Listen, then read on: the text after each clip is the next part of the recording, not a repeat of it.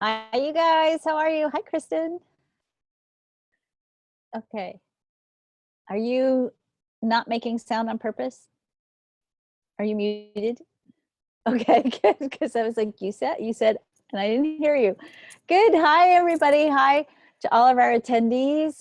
This is the Quantum Alignment Show. Today, we're going to be talking about profiles, but I'm going to, it takes me about a minute to get everything logged on to Facebook because we'll be broadcasting live as well. So I'm going to push all the buttons and then we'll be good to go. So, Kristen, I am going to wait for the thumbs up from you just to make sure if you're checking on Facebook that we're broadcasting. I have.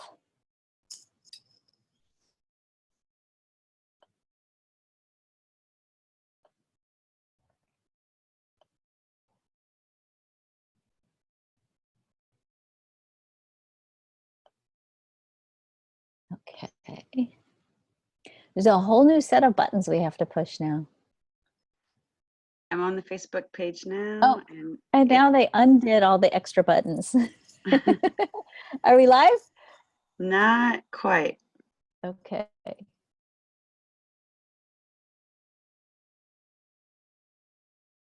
Okay, we are not live. We're almost live.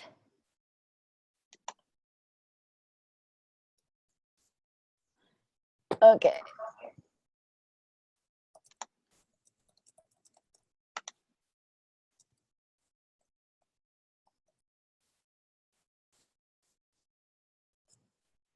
Ta-da! Now we should be live. I'm not seeing it yet. Oh yeah, there it goes. We just got it. Okay. Okay, cool. So welcome everybody. This is the Quantum Alignment Show. And before we get rolling, Kristen, I just want to make sure, is my screen the biggest screen on Facebook, or do I need to flip it around? Just check in. Do I need to go to speaker view? I think we're good. Yeah, your screen is. Okay, good. Awesome. All right. So welcome to this week's Quantum Alignment Show. I'm excited because we're going to be covering what sometimes people consider to be the basic parts of human design, but it's not really so basic. We're going to be talking about the power, the promise, the pain, and the purpose, see if I can stick any more P words in there, of the profile in your chart. So pull your charts out and follow along. We're going to be talking about the profiles not just in the context of your everyday life. We're actually going to be looking at what I call the quantum purpose of the profiles, because everything in your human design chart has a higher purpose. We can sometimes get quagmired in the lower energies of the experience of the archetypes that we're carrying in our human design chart. Sometimes parts of our chart give us hiccups. Sometimes parts of our charts drive us and become our strength and the power of the expression of who we are. Everything that's in that chart, and if you think about the chart, it really is like a Rolodex of key archetypes or key stories that you're living out in this lifetime.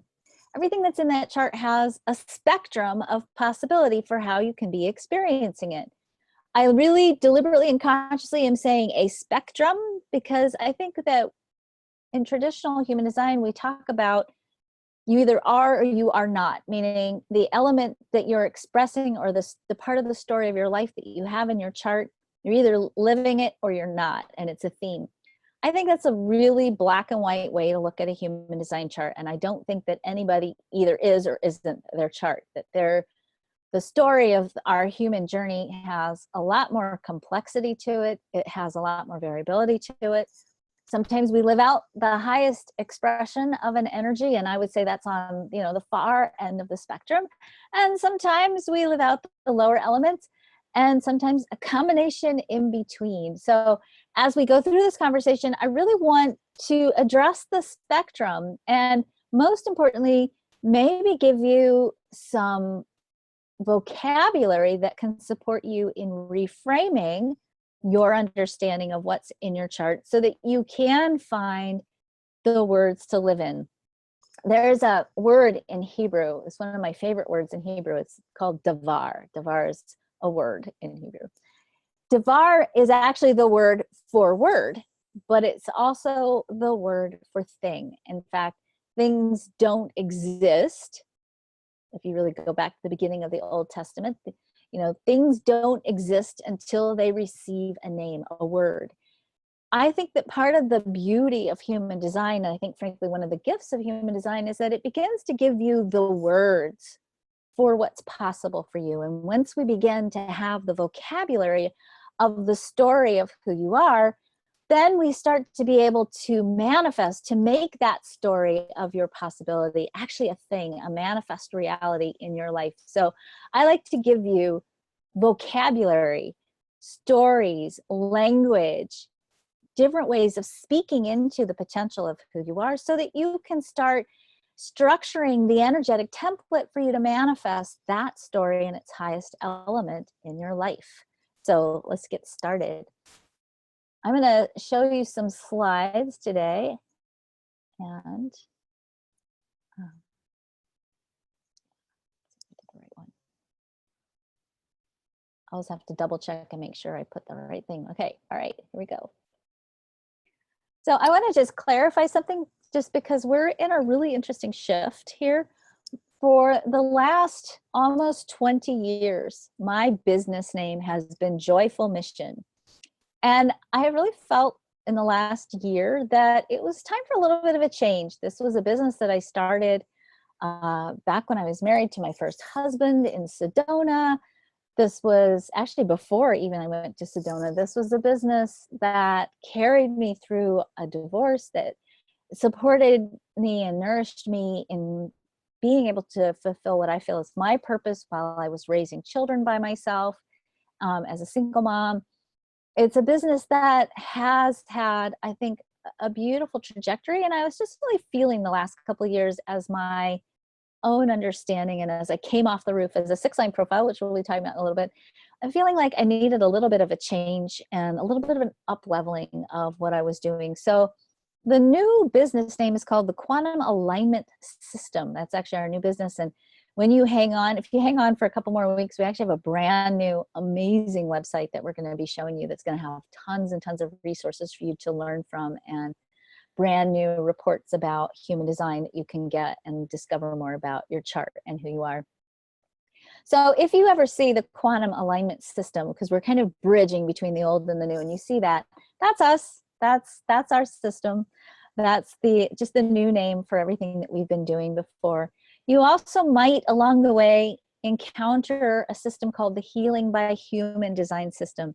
That is the old name for the Quantum Alignment System. And if you ever encounter, we have web pages here and there that I keep finding. If you find a little landing page or a web page somewhere, or you hear somebody talking about the Healing by Human Design System, that's actually just the old name for the Quantum Alignment System.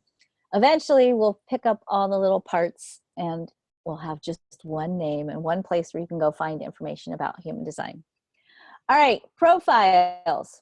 Your profile, if you look at your chart, it looks like a little fraction on your chart. This is an example here. This is the 5-1 profile. So you'll see on there your profile, and it has a little fraction.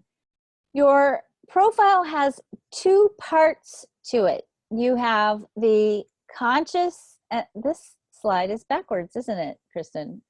No, it's not. It's not. This slide, it's not. Sorry. Don't let me confuse myself. Okay. You have the conscious and the unconscious aspect of your profile. So your conscious is going to be the first number. The unconscious is the second number. So I know what's wrong with this. Hang on a minute. See, I'm a manifesting generator. Sometimes I skip steps because I'm moving too fast. Now I'm going to fix this. Pretend like you haven't seen this slide before. Okay, there we go. Your profile has a conscious and unconscious. The first number is called the conscious number. The second number is called the unconscious number.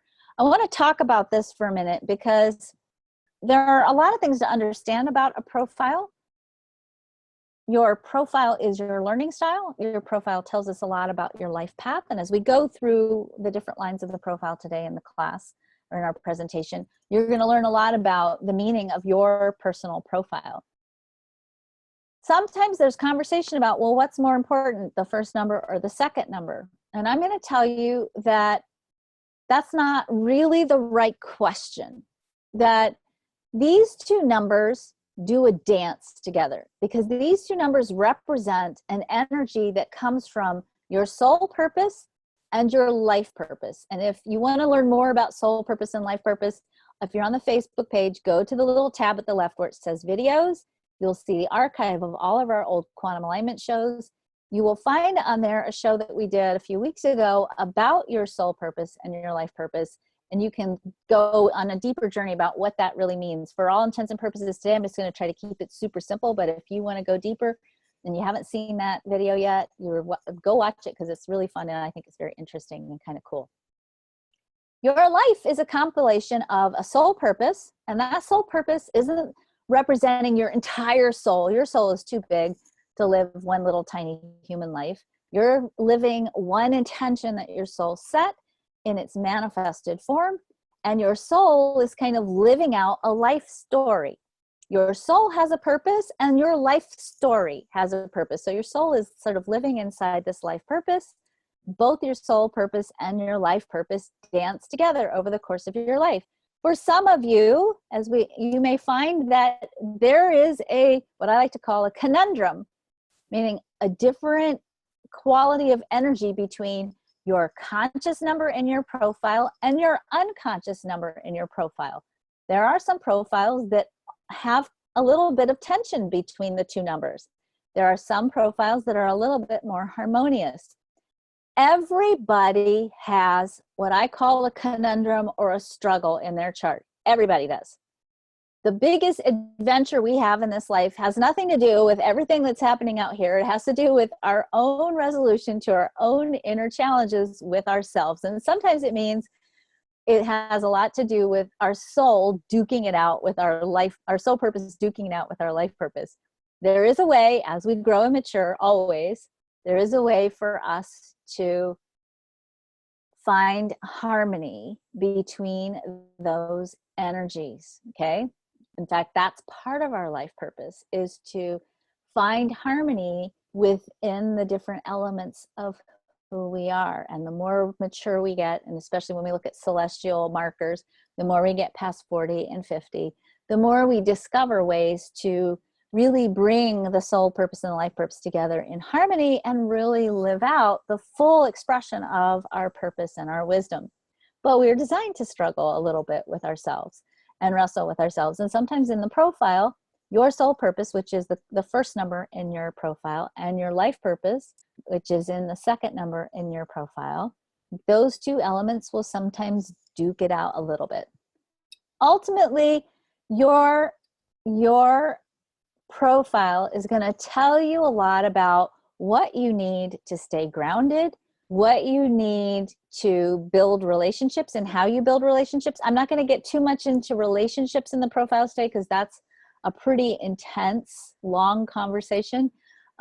If you look at, again, the videos on the Facebook page, there is a series of videos, I think, called Sexuality by Design.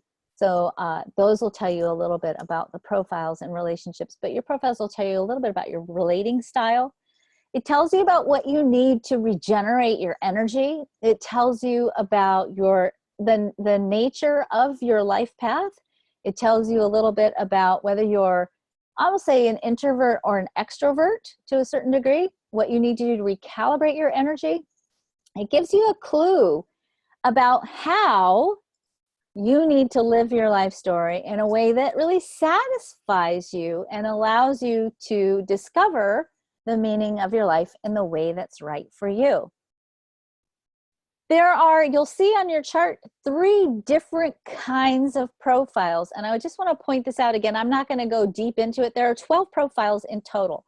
And for all intents and purposes for this presentation, I'm not going to go deep into what's a right angle, what's a left angle, what's a juxtaposition. I just want you to kind of get the gist of this, because my intention today is to just really hit the lines in each of the profiles. But I want you to see the different profiles. And I want you to understand that the right angle profiles, And if you look at the right angle profiles, you'll see that on the left-hand side, they have the number 1, 2, 3, or 4, but the 4, 6 is a little bit of a weirdo.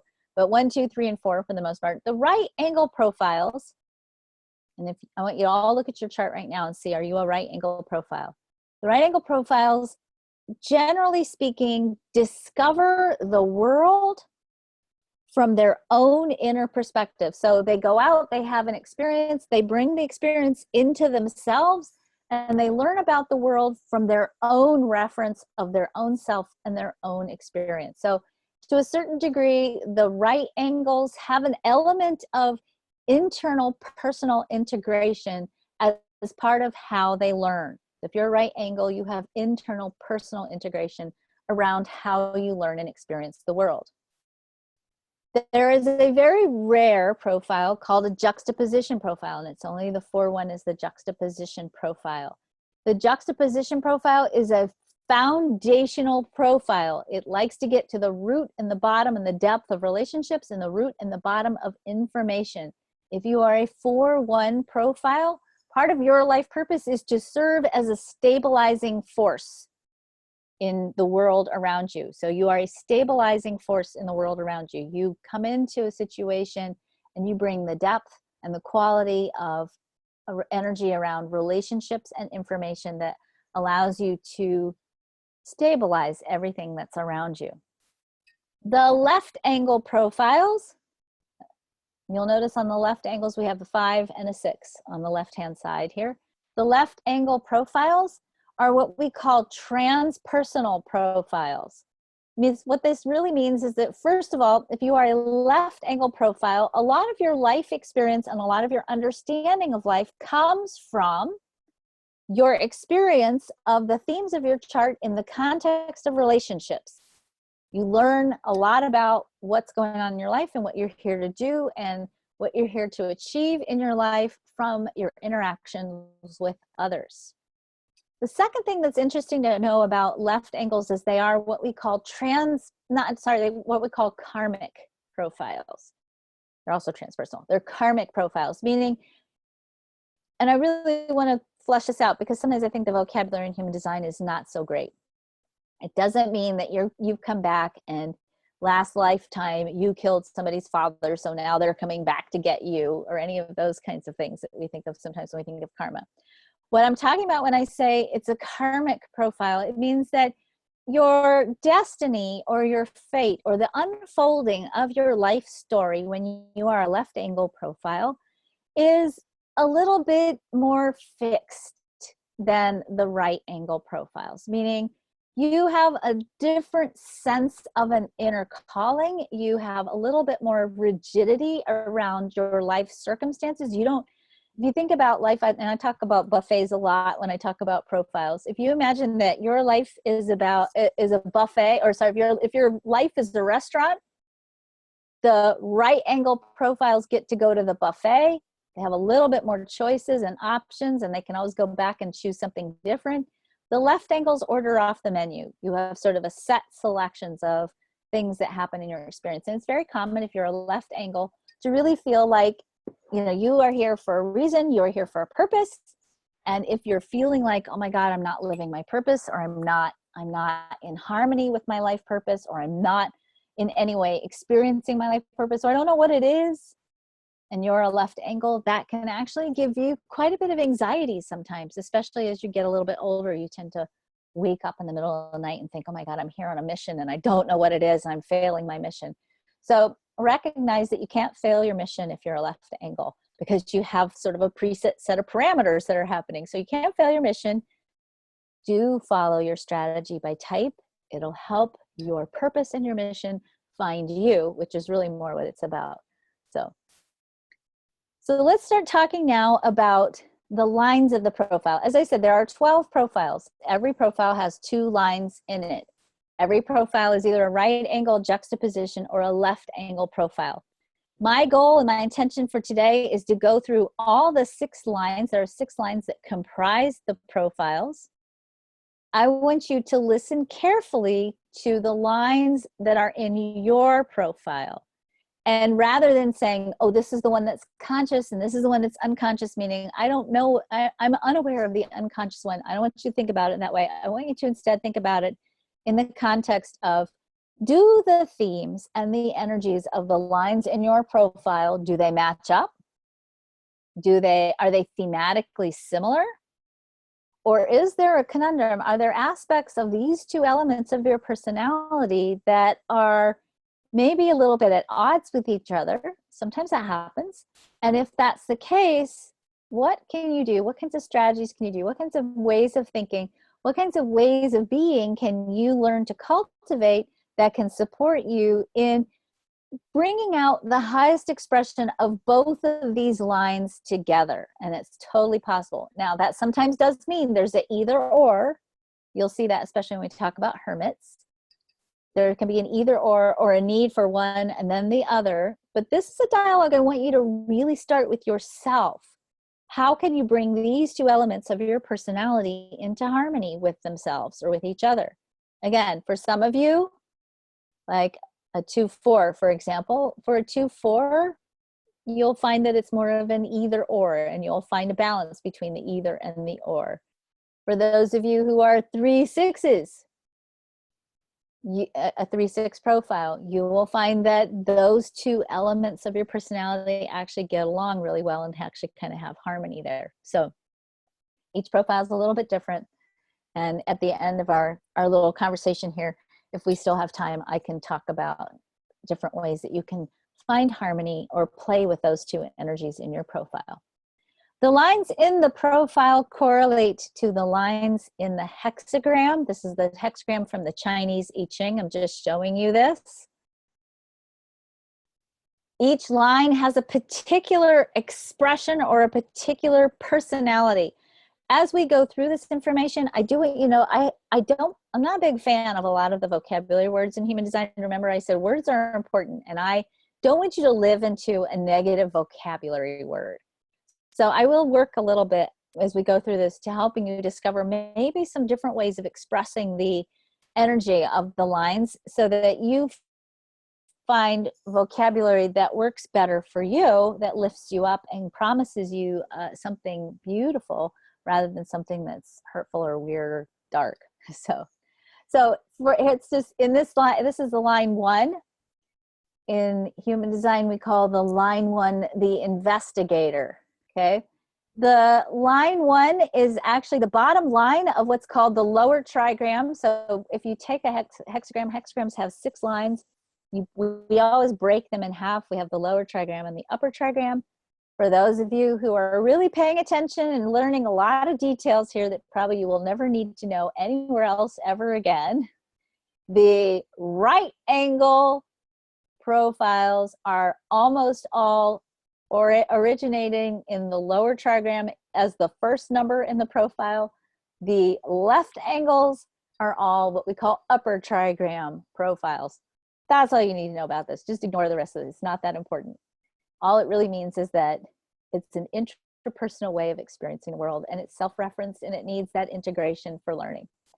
So the line 1, if you have a line 1 in your profile, there is an element of your personality that is investigative. It is a foundational line of the bottom of this hexagram. So it's the bottom. And so the mantra or the word that I like to use for the first line is always information and foundation. So the line 1, if you have a line 1, you always want to get to the foundation of information in your life. So what that means is that you'll come and you'll listen to this 1-hour presentation about the profiles. If you're a first line profile, you'll be completely dissatisfied because it won't be nearly enough information for you, and you'll be left with more questions and answers, because that's what happens to the investigator. They have lots and lots and lots of questions. They are insatiably curious, and there is built into the first line energy a need to understand. And in fact, if you have a 1 in your profile, you need to understand before you can do anything. Because if you don't know what's happening, if you don't have that foundation of information that you need as a first line profile, then you can get unstable, or you can feel scared or worried or concerned that you don't have enough information to make the right decision, to take the right kinds of actions. The first line can also be very introspective. The internet was created for the first line profile. It's like the first line profile's dream, right? Is a library that operates infinitely at the push of a button. That's the perfect first line profile creation. And actually, if we run, depending on what you think the date of the birth of the internet is, I know Al Gore thinks he started it, but it might be a little different than that. But if we look at the internet, it's actually a 1-3 profile. So, which makes perfect sense, right? The quantum purpose of the first line, if you are a first line profile, your bigger life purpose in the cosmic scheme of things is that you're here to lay the information foundation for the world. You're here to discover, explore, and learn all about the information necessary for the security and the safety of us all. You don't have an answer to something. If you have a question about something, ask a first line profile. They know. They'll tell you. In a crisis situation, they'll say, oh, I read a book about this once. Okay, that's the first line. They know because they've studied and they've researched and they've explored and they've studied some more and they read and they listened and they learned and they watched and they integrated the information necessary to keep us safe and to have knowledge available to us on a bigger level. The second line is called the Hermit. You know, if you have a second line profile, you are called a Hermit profile. The Hermit profile, and by the way, I just want to let you know this. I've looked at human design charts for 18 years now. That's a long time. And we run charts through our business. We run charts through Joyful Mission and now the Quantum Alignment System. We do them every day. We've literally looked at 60,000 charts over the last 18 years. And what I have learned in looking at human design charts is there's nothing random in a chart. It's not like somebody went, oh, let's put all this stuff together. Oh, and let's just throw this here because we don't know what to do with it. Everything in the chart is brilliantly laid out. There's no coincidences. There's nothing random in your chart. You are a very deliberately and consciously crafted creature.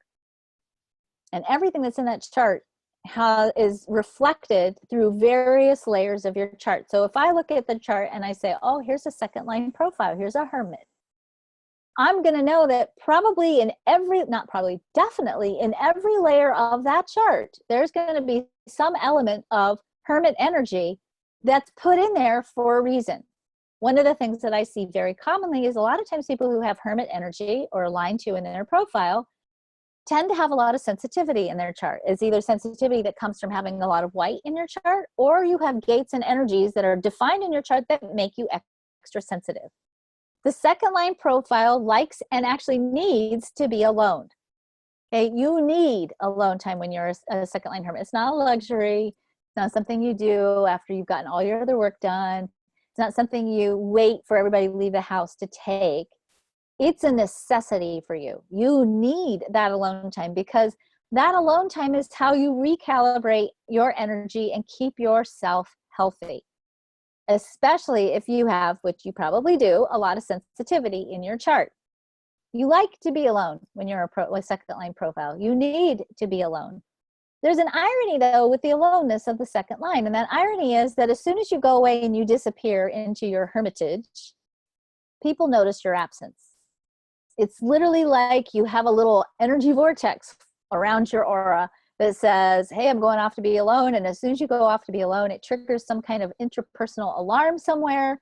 And all the people who love you, all the people who need you, all the people who adore you go, hey, wait, she's missing. We must go find her. And what happens is you go away, you get time to kind of recalibrate, and then people start calling you. You will be called out if you are a hermit. You will never be allowed to slide into your hermitage so far deep that you can't ever come back out again. You might resist coming back out again. If you have any second line children, especially 2-4s, these are the kids that they never want to go to the birthday party, right? You have to drag them to the birthday party. They don't want to go. They're in the backseat crying and whining the whole time. I don't want to go to Bob's birthday party. I hate this birthday party, right? Then when they get there, you can't get them to leave, right?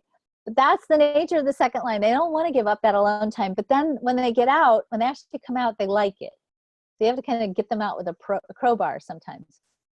So if you're a second line profile, especially if you are a manifesting generator or a projector, or even a reflector to a certain degree, but certainly the manifesting generator, the generator, and the projector who need other people to give them something to respond to sometimes, the second line profile is a really nice profile to have because it kind of causes people energetically to always give you something to respond to or to find you and give you an invitation.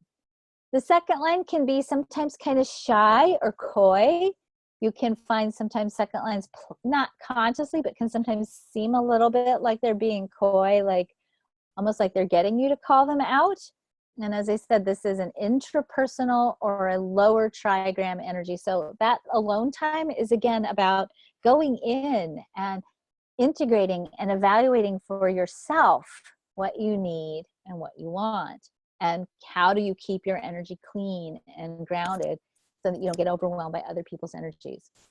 The quantum purpose of the second line is to integrate knowledge, energy, and wisdom, and to wait for the readiness of others to call you out when it's time for you to share what you know. The third line. Now, in this particular slide, I put the word martyr here because that's what traditional human design calls the third line. I do not like this name at all because it's not about martyrdom. It's about being an experiential learner. Third line profiles are experiential learners. And for you to maximize your wisdom and your understanding of life, you have to be allowed to experiment and explore. Now, one of the other things we say in traditional human design is that the third line learns from trial and error. I hate that because there's no trial and error in the third line. None. Zippo, nada. If you're a third line profile, you've never made a mistake in your life. You're supposed to try things. You're supposed to experiment and explore with things.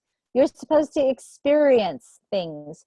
If you think about how you experience and understand the world, you're like a little beautiful child wandering around the world with a big giant basket, and every experience you have is like a beautiful fruit that you put in this basket.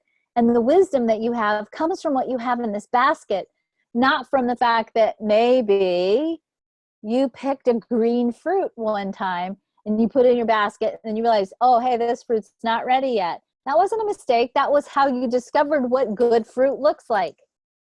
You are here to become an expert when you have the third line energy based on your experience of what works and what doesn't. If you want to know if something works, ask a third line because they've experimented and explored every different angle of whatever it is that they're experts in. You know, Kristen, who's here today, is a 1-3. Kristen knows a lot about everything that we do in this business and a lot about things that we've done that we've tried that haven't worked because she's always exploring and experimenting with, okay, what else is next? What else can we do? How else can we do this? Her wisdom comes from her experience. She knows what works because she's tried it. And if it hasn't worked or it hasn't worked for our team, she brings it to the table and we play with it because that's her gift. That's her wisdom. If you are a third line profile, you have never, ever, ever made a mistake in your life. Ever. Never, ever. It's all been part of what you're here to learn.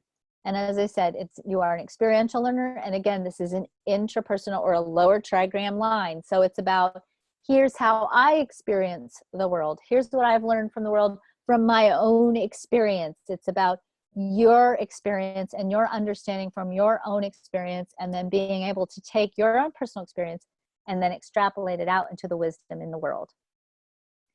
The quantum purpose of the third line, the highest potential expression here, or the bigger picture in the cosmic plan of the third line energy, is to explore and experience possibilities and to share your experiences with others to protect and serve them. The martyrdom, which I don't really like that word, remember, the martyrdom of the third line is not about sacrificing yourself. It's about serving others by sharing your experience and your knowledge and your wisdom.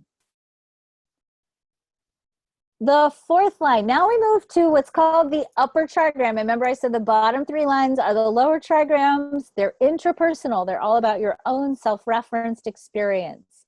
The top three lines in that 6-line hexagram are called the upper trigram. That upper trigram is all about learning through experience, learning through relationships. Okay, so it's about learning through relationships.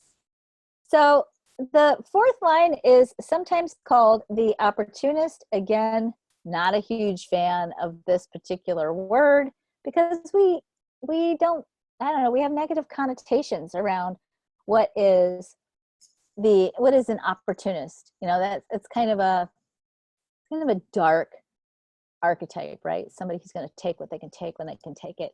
That's not really what the opportunist is about. The opportunist is about somebody who is here to get to the foundation, because it's a bottom line of the upper trigram, get to the foundation of relationship. People who are fourth line profiles have a lot of friends. They have oftentimes they have a huge network. They know people, they connect with people. They're here to understand the world through their relationships and through their connections. They are oftentimes very gregarious and social. Oftentimes people who are fourth line profiles get their opportunities in life from their social network. Their friends will hit them up, or their friends will make suggestions, or they can say, hey, I need a job, and they can tweak their social network and oftentimes find what they need in their own circle of friends. We always say people who are fourth line profiles never have to stay in a hotel because they have a friend in every city. Not always true, but sometimes. The thing that's important to understand when we talk about the opportunistic nature of the fourth line is that the fourth line needs stability. So if you are a fourth line profile, you need stability. You don't like it when things change. In fact, I often say fourth line profiles hate limbo. You don't like it when you don't know what to expect and what's next. That's the nature of a foundational line, right? The first line kind of has this too. The first line, remember the investigators, they don't like it when they don't know what to know. The fourth line doesn't like it when they don't know what's next. So as a fourth line profile, when we say they're opportunists, what happens with the fourth line is they don't make change until the opportunity to make the change reveals itself. So the way that looks is if you're a fourth line profile, and let's say you want to have a different job, you're not going to leave your current job until you have another job lined up. You're not going to move from your house or to a different place in the world until you have another place set up. It doesn't mean you won't if you're a fourth line profile, but if you do without having the next steps set up ahead of time, you'll feel very anxious because that's a very unnatural way for the fourth line to be in the world. The part where fourth lines sometimes get into trouble is sometimes when the fourth line is in a relationship that they don't like very much, or they're uncomfortable with, or they know is not the right relationship, they sometimes won't make the change in that relationship until somebody else shows up. That's same concept, different arena, right? And so they won't leave a partnership or a relationship until they have another relationship waiting in the wings. And we don't like that in our society. We frown on that. We think that's cheating, or we think that's, being kind of low, right? But that's the nature of how the fourth line works. And it's not like the fourth line goes out looking for another partner. They don't. It's the nature of how your energy field works. When you're done, another opportunity presents itself. And that's how you get out of where you are. And so if you're a fourth line profile and you've had that as part of your pattern, I want you to right now forgive yourself because you haven't been doing anything except being yourself. So good job. Okay. The other thing about the fourth line is that they're kind of fixed, meaning they don't do well. If you're a fourth line, you don't do well with criticism, and you really like to know and need to know, like, do I feel safe? Do I have a good foundation with the person I'm in relationship with? The quantum purpose of the fourth line profile is to lay the foundation of community and connection and prepare the way for the sharing and spreading of ideas. You're here to spread and share ideas as a fourth line. The fifth line, the heretic. Now we move into the karmic lines, right? The lines that have more of a fixed fate with them. We call the fifth line the heretic, and we call it the heretic for a very important reason. The fifth line, first of all, is, again, transpersonal line. It's in the upper trigram. The role or the purpose of the fifth line is to take whatever is in their design, whatever is in your design, in your chart. You're here to share it with the world, whether you're sharing it as a teacher or you're sharing it, out in the world, usually in some way a teacher. When I say teacher, I'm not saying necessarily school teacher. I mean, whatever you end up doing, whether you're working as a grocery clerk or you're working in a corporation, you're oftentimes the one who's sharing what you know, sharing yourself, your energy, your wisdom with the world, because that's part of your purpose. The way that it gets a little tricky, and the fifth line can be a little tricky, so you really have to, if you're a fifth line profile, I'm going to tell you this right now, put your pencil down. If you're a fifth line profile, listen to me carefully. You have got to learn to love yourself unconditionally. If you're a fifth line profile, that's your number one imperative. And number two, you have got to learn to just wipe off anything else anybody says about you. And that takes a lot of strength and a lot of courage. And sometimes it takes alone time. You do need alone time if you're a fifth line profile as well.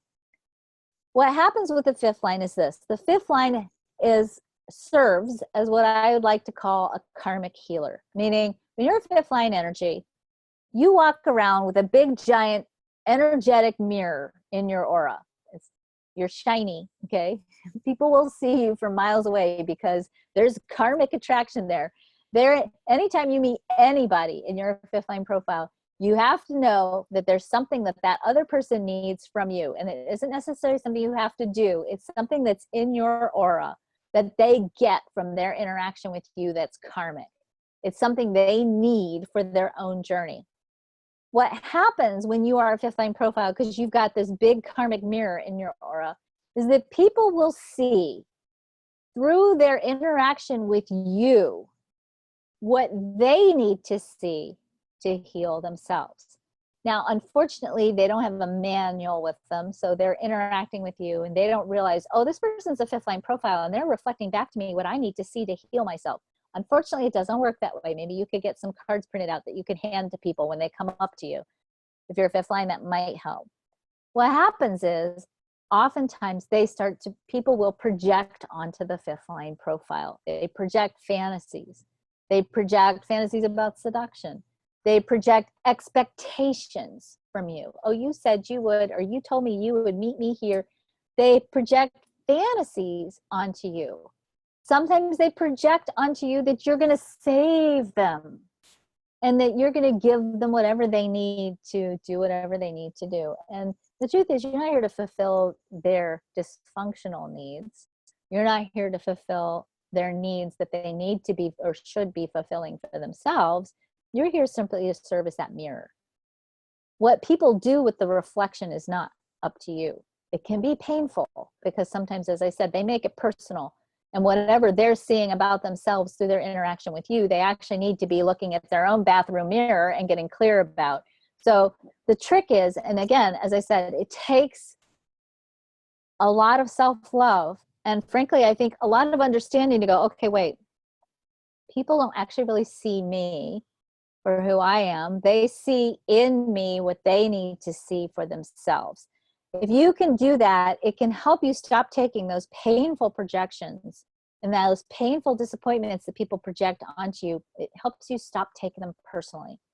So you can start to go, okay, wait, that's not me, that's them. I'm just going to stand here and smile. And if they want to project onto me, not my problem. That's huge. If you can do that, that's huge. Sometimes fifth line profiles, when they learn about the fifth line, they get a little bit despairing and they say, oh my God, this is like an ill curse or a doomed fate. It's not.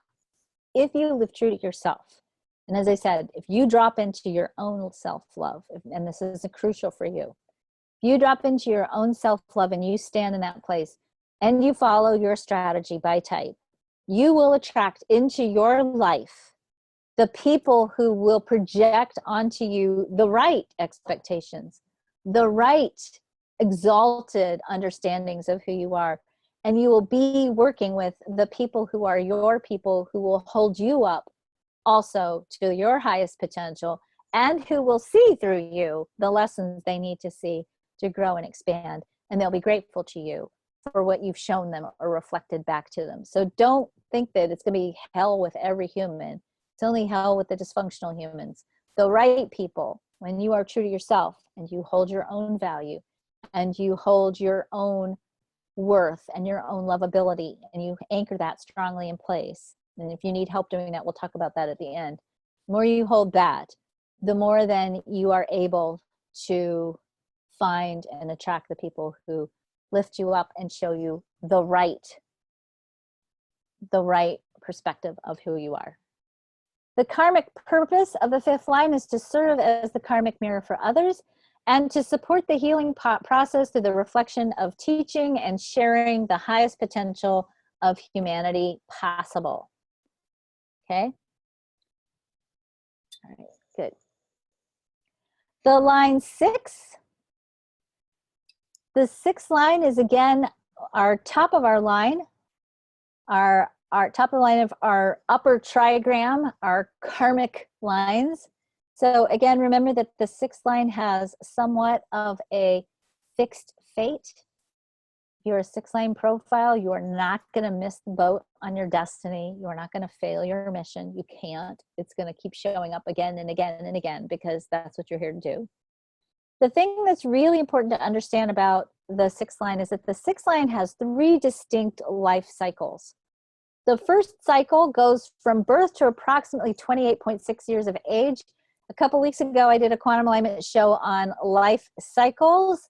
That first life cycle, your Saturn cycle, is the marking spot of the end of the first life cycle for the 6th line profile. So from birth to your Saturn return, that's your first life cycle as a 6th line profile. And that first cycle, you actually experience life as a 3rd line profile. So you go through a cycle in your youth that's experiential and exploratory. And it might mean that in that cycle, you bump into things and you don't always get things right. Maybe you go to college and then you hate the career that you picked. Maybe you do a marriage and it turns out it wasn't really the best decision. Maybe you have, friendships that come apart. Maybe you move to the wrong part of the country and it doesn't feel right. It's normal for you. In fact, it's expected that you might bump around a little bit in your youth as a 6th line profile. So if that's your experience, or that was your experience, it wasn't that you were screwed up. It wasn't that you did anything wrong. It wasn't that you necessarily needed therapy or that you were dysfunctional. It's that you're supposed to experiment and explore in that first part of your life. And in fact, we start to do the math on how many 6th line profiles are there and how many 3rd line profiles are there. The bottom line is that most of us, until our first Saturn cycle, are designed to experiment and explore and not necessarily get it always right the first time. So this expectation that we have, my middle daughter just graduated from college last week, right? This expectation of, okay, now you're done with college, whoop, adult life, here we come, is crap. And it's not fair. And I think it puts unnecessary expectations on young people who really need to have the freedom to experiment and explore in the first part of their life. So the first cycle is experimentation. The second cycle is the one that's the trickiest. The second cycle goes from the first Saturn cycle until the Chiron return. So approximately 28.6 years of age to about 50 years of age. Now, if you are a 6th line profile, you might not experience that, you might not experience the real feeling of the second cycle until you hit about 35, 36, 37. I find most 6th line profiles really start to really lock into, oh, something's really changed around the mid 30s. The second phase is called being on the roof. So we say the 6th line goes up on the roof at Saturn and it stays on the roof until their Chiron return at 50. That being on the roof phase is first and foremost a cycle of deep healing. When you are on the roof, you're designed to heal from all the experimentation and exploration you did in the first cycle. Second thing is it's a learning cycle. The cycle when your experimentation and your exploration now comes to looking at and watching what other people are doing. You're exploring what other people do, and you're studying and watching very carefully. In fact, that's why we call being on the roof, right? You're up there and you're just watching everybody else. What are they doing? What are they up to? You're healing and you're integrating new information. It can be, and this is the part that's really important to understand, it can be a time when your energy kind of tends to go down to the pilot light, especially, by the way, if you are a 6-2 profile. The 6-2 goes up on the roof and they don't like to come down. That hermit wants to take over, but hermit doesn't get to win. So it's very common if you're a 6-sign profile to really have a limited amount of energy. And that energy oftentimes can only go towards things like taking care of my family or growing a business or taking care of your family and business, but then that's it. When you're on the roof, you don't want to make small talk. You don't really want to date if you're single. You don't really want to do anything that doesn't have deep meaning for you as a 6-sign profile. By the way, I didn't say this about the 6-sign in its youth, but this is something else to think about. A lot of 6-sign profiles, when they're young, they're always in a hurry. Like they have this internal sense that they're heading towards something, and they want to get there quickly, but they don't always know what it is, but they're in a hurry. I can't tell you how many readings I've done for 6-sign profile people who start college at 15 and 16 because they're like in this hurry, right? So the 6-sign, when they're on the roof, though, in the second phase, their energy is down. They're inside themselves. It's sort of an internal cycle. They don't have a lot of extra energy. You might find, if you're a 6-sign on the roof, that doing things that seemingly are not that draining, like answering emails, seems like an utterly overwhelming task. You don't have the energy for it. You don't want to be bothered. You don't want to make small talk. You don't want to answer the phone. You screen all your calls. You know, that's the nature of the 6-sign. When you get towards the end of that second cycle, around age 45, 46, 47, you start to feel momentum changing. And all of a sudden now you start feeling like, oh, that thing that I've been waiting for, that purpose of my life, that mission is really starting to come out of me. It's in me and I'm feeling it. It can be actually kind of a very frustrating time because the momentum is building at that part of the cycle. You can start to feel like, oh, my soulmate partnership is coming. Oh, my book is coming. Oh, my career is coming, right? My purpose is about to be fulfilled, but it's still not quite popping yet. And so you can put a lot of energy into building it and pushing it, and you still don't quite get the explosion that you're hoping for. It's going to happen. Remember, this is a fixed fate. It'll happen. But it usually doesn't happen until you get off the roof, and sometimes even a couple of years off the roof. So 50, 52, all of a sudden when you get to that third and final phase where you emerge out into the world as a role model, you then can integrate everything that you experienced, everything you've learned into this beingness that serves in the world as a role model. People will look to you, and they'll do that even in your youth, but people will look to you like, this person knows because this person has the experience and the wisdom. You'll step into the expression of the mature aspect of yourself. And oftentimes it isn't until you cross that 50-year mark, things in your life don't start to really take off. So technically the 6-sign can sometimes be a late bloomer, but you're not really late. You're right on time because you have a fixed fate. And you're exactly where you need to be to serve the world as the role model. The quantum purpose of the 6-sign is to experience, integrate, and demonstrate the highest potential of consciousness on the planet, and then to quietly show us, because you're not necessarily going to be bombastic and out there going, come on, y'all, follow me. It's just you being you, and there is a certain amount of aloofness for the 6-sign. Even when you come off the roof in your mature phase, you don't really want to get involved in something unless it's really going to be worth your while. Once you do that, you oftentimes will just very quietly, by demonstrating to the world what it looks like, quietly show the rest of us how to live it. That concludes the lines of the profiles. So before I start taking questions, I just want to throw this out to you.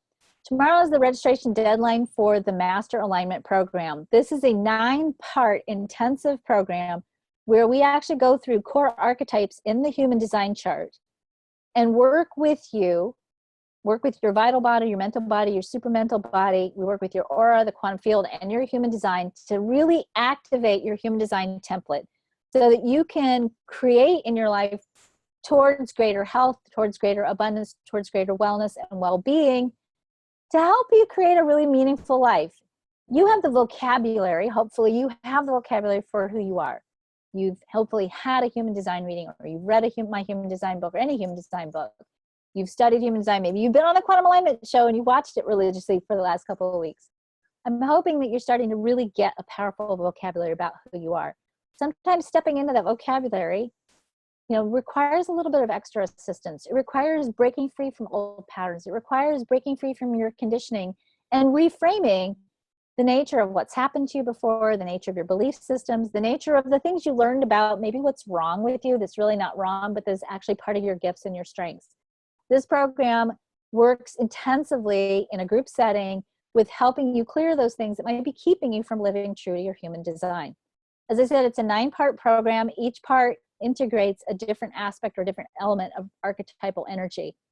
You have the opportunity, if you enroll for this program, if you don't want to do all 9 sessions, you can, and this is the first time I've done this. This is my experiment, and I think it's going to be a really good one.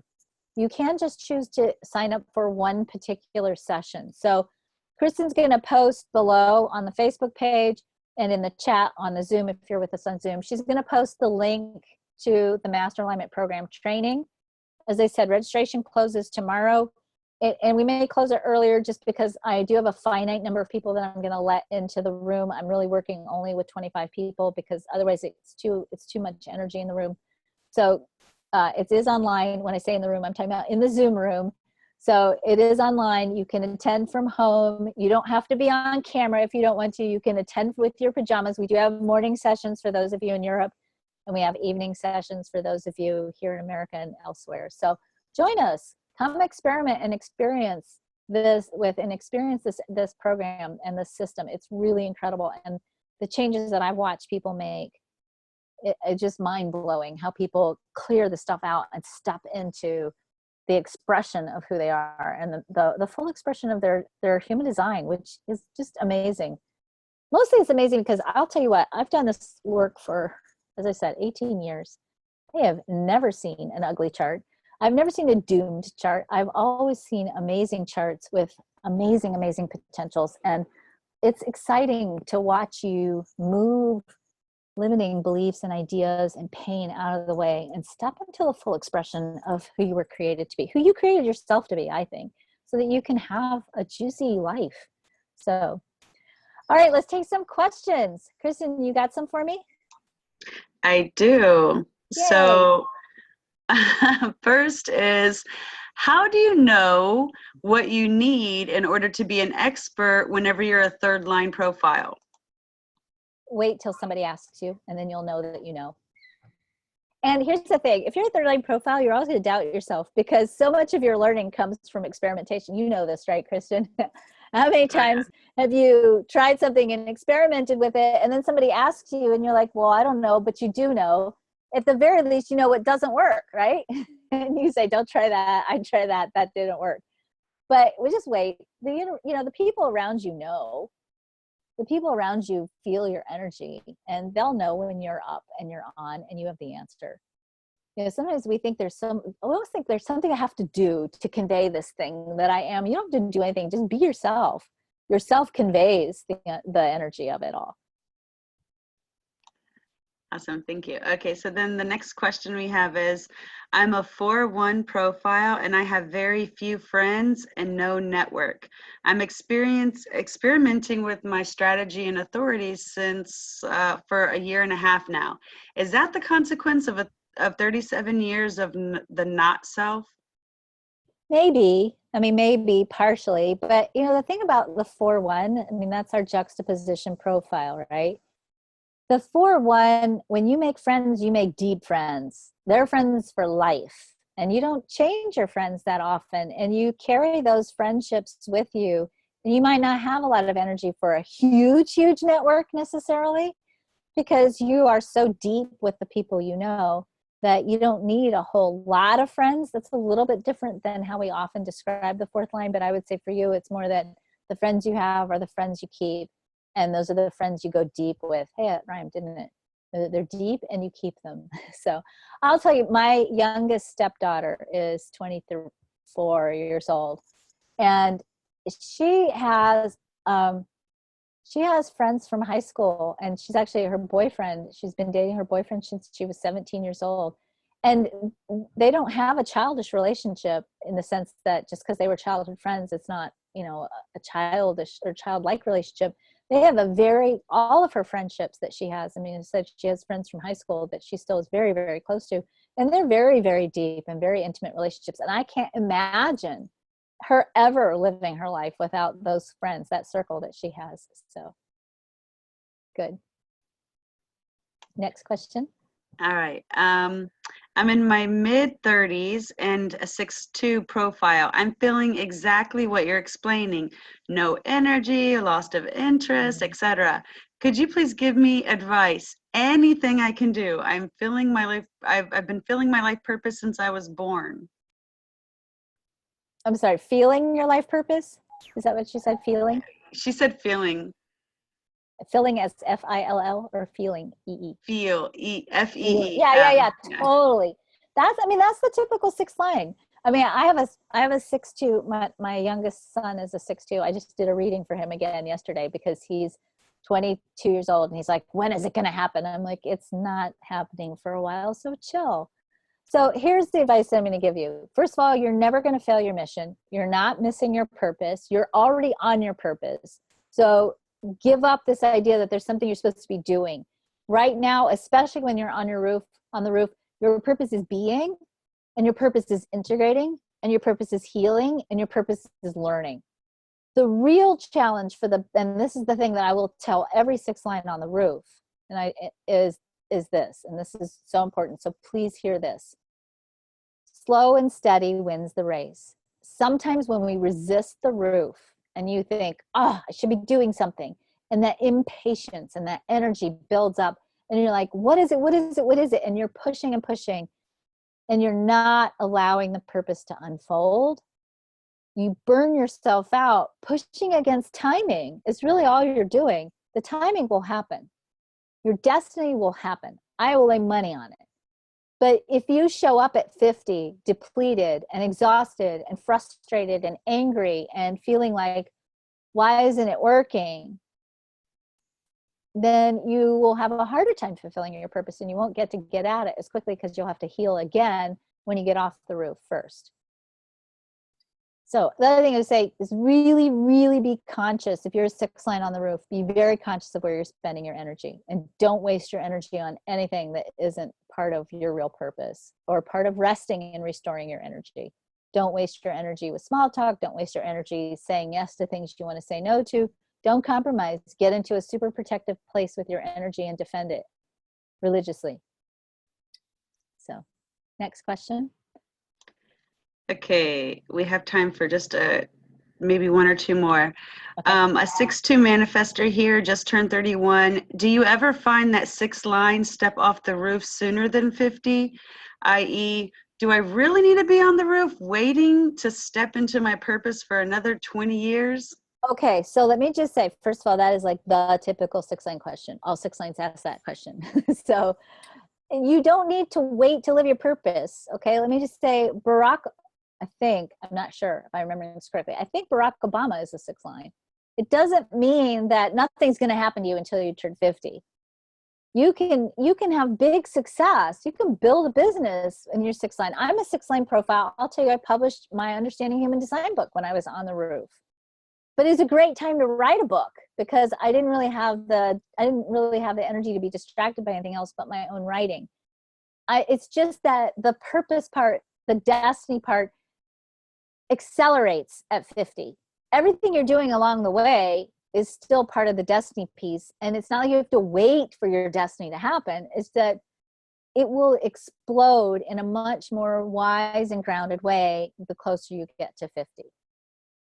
And you will find, again, I would say to you the same thing I just said to my other little question person, is that slow and steady wins the race, especially for you with an open sacral. And as open sacral with a 2 energy, you need to make sure you're calibrating yourself and taking care of yourself along the way, and know when enough is enough. So, which you don't like me to tell you because I know you're a manifestor. So I didn't actually say that. I just plopped that into your subconscious. So let it percolate there. All right, Kristen, what should we take one more? Okay, one more. I'm a 5-1 manifesting generator married to a 2-4 projector. I find it very hard to get him to do things. Any suggestions? Invite him, recognize him, and honor his energy. He's not ever going to move as fast as you. It's a different kind of an energy. So find the things that you do love and appreciate about him and let him be who he is. It's an interesting dance between a manifesting generator and a projector in relationship. And if you want to learn more about it, if you go to my Human Design for Everyone webpage, and Kristen, you can post the link to it, there is a program on the products page called the Transform Your Relationship Program. It's a really cool program that helps you really get to the heart of how do you work with somebody else's energy and partnership and really honor and respect them for who they are. You might not get them to do what you want to do. So the trick will be, how do you find those places where you have alignment, where you can really honor and respect each other and recognize that he's going to need a more alone time and more time to rest and restore himself. So, all right. So I always want to say thank you all so much for joining me today. You can keep posting some questions. We'll come back and I'll answer them in writing as we go through the week. I will also just remind you, posting the link to the Master Alignment Program. Again, registration closes tomorrow, so make sure you get in on that if you want to be part of that, which I strongly encourage you to do. It really is the most transformative program that we have. I want to thank you all for showing up and being open and willing to continue to redefine the story of who you are. I just read a book with my youngest daughter called The Story Thieves, and I'm so sorry that I forgot the writer's name, and go look it up on Amazon. It's a great sort of tween age fiction, and it really cool. And part of what happens in this book, The Story Thieves, is people accidentally fall into other people's stories and they start living other people's stories. And it's so interesting to watch the disasters that happen when somebody steps into the wrong story that's not their story and they try to live it. You know, it's such a beautiful metaphor for our lives, right? When you go out in the world and you try to live somebody else's story, the story that you were told by maybe the people who loved you but didn't understand you the way you understand yourself, that you should go do this, or you should get this degree, or you should go get this kind of job, or be in this kind of relationship, or go for this kind of pursuit. And when we try to live that story that's not our own, disaster happens. Things don't work right. You burn out. It doesn't feel good. And not only that, you're not playing your place. You're not in your place, in your role in the cosmic plan. So I want to honor you all for being here today and for being so open to being on a journey of self-discovery so that you can continue to deepen your story, the expression of your story in the world. The more you do that, the more you live true to who you are, that story that is you is the contribution that you make to the world. I hope you've learned a little bit today about the beauty of who you are. Kristen, thank you so much, as always, for being my wing woman today. And you all have a wonderful weekend. And if you're celebrating Memorial Day, stay safe and dry and don't get sunburned. And I will talk to you next week when I'm not sure what we're going to talk about next week. I have some ideas. I'll surprise you all next week and let you know. Have a good one. Bye.